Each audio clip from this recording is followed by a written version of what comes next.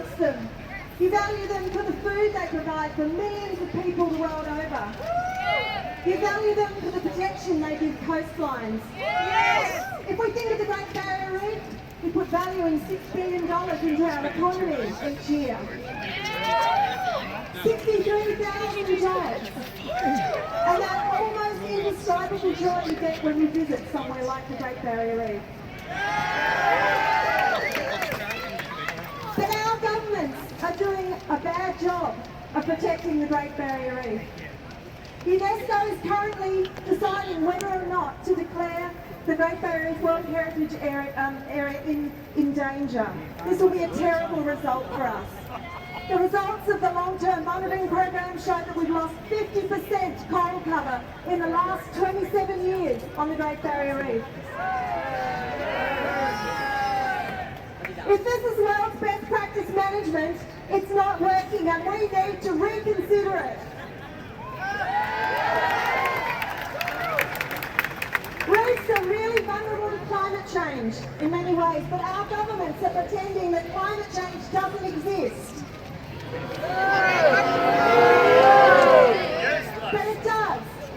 And climate change will continue to bring high temperatures to the reef, causing bleaching events.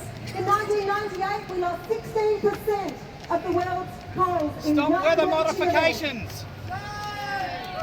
We'll get increasing intensity of storm events causing breakage. We'll get sea level rise, and we'll get ocean acidification, which makes it harder for corals to produce calcium carbonate, the building block of the reefs.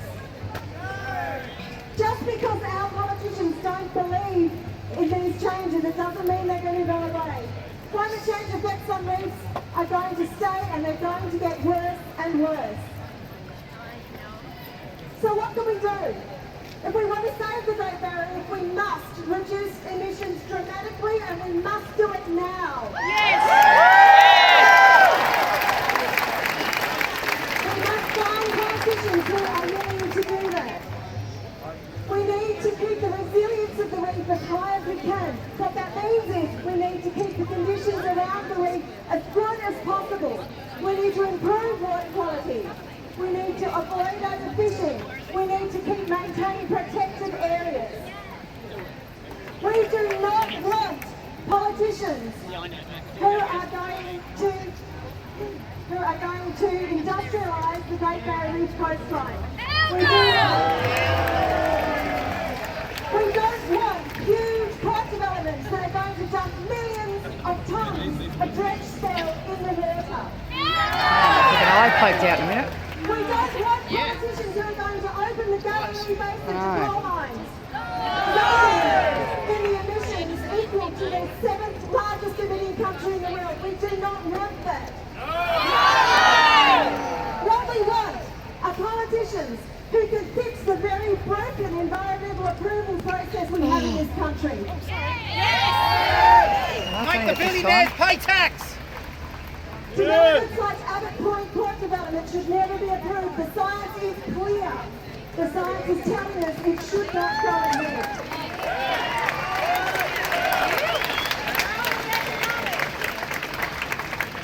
We want scientists who don't just listen, we want politicians who don't just listen to economics.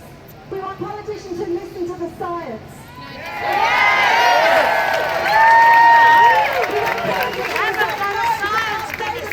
Fuel technology. We want renewables.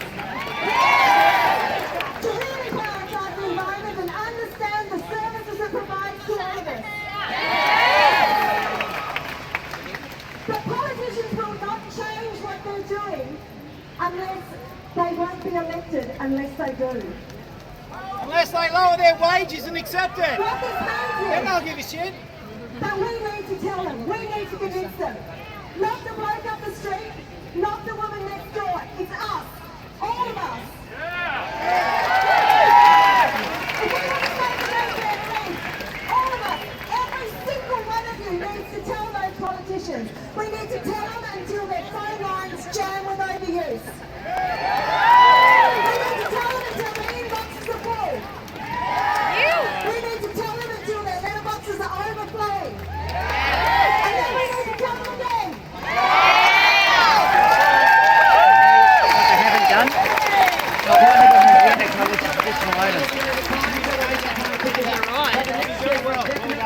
listening to her name's Larissa Waters. She's a Oh, yeah, I lost the plot.